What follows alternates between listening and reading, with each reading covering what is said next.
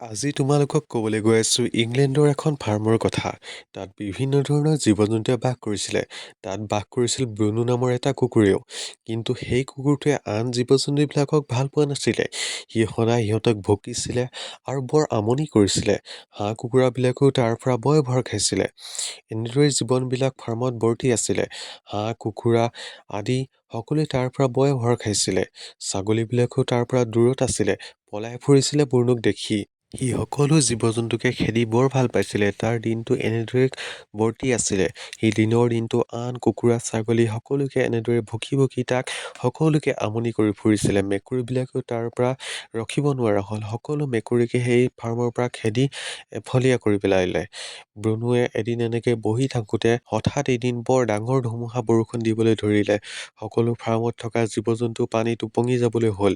পানী ইমানেই বাঢ়িলে যে কুকুৰাবিলাকেও জীৱন কেনেকে ৰক্ষা কৰোঁ তাকে ভাবি আছিলে। ছাগলীবিলাকেও নিজৰ ফাৰ্মত থকাৰ বৰ অসুবিধা হ'ল।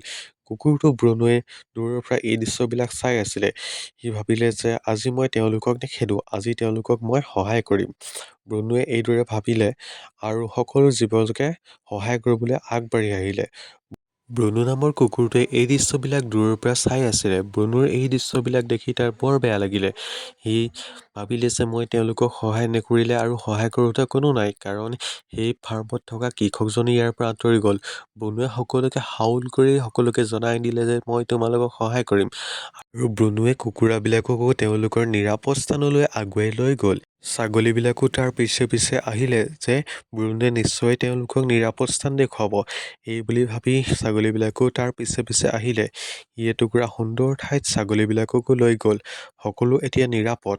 এনেদৰে ব্ৰুনোৱে সকলো জীৱ-জন্তুবিলাককে সহায় কৰিলে। আৰু পিছদিনা ৰাতিপুৱা হ'ল সকলো জীৱ-জন্তু এটা সুস্থিৰ ঠাইত নিৰাপদ ঠাইত পালেহি। আৰু ব্ৰুনোৱে এনেদৰে সকলোকে সহায় কৰিম বুলি প্ৰমিচ কৰিলে। আৰু এতিয়া ব্ৰুনোৱে আৰু প্ৰমিচ কৰিলে যে মই তোমালোকক কেতিয়াও নুভুকো আৰু তোমালোকক মই সকলো সময়তে সহায় কৰিম। আৰু ব্ৰুনোৱে এনেদৰে কৈ পিনে সকলো জীৱ-জন্তুৰ লগত খেলা-ধূলা কৰিবলৈ আৰম্ভ কৰি দিলে। ব্ৰুনোৱে এতিয়া কোনো জীৱ-জন্তুকে আমনি নকৰে, সকলো জীৱ-জন্তুৰ লগতে খেলা-ধূলা কৰি থাকিবলৈ আৰম্ভ কৰিলে।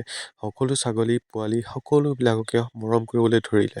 ব্ৰুনোৱে এতিয়া সকলো জীৱ-জন্তুৰ লগতে সুখেৰে থাকিবলৈ ল'লে। Thank you guys.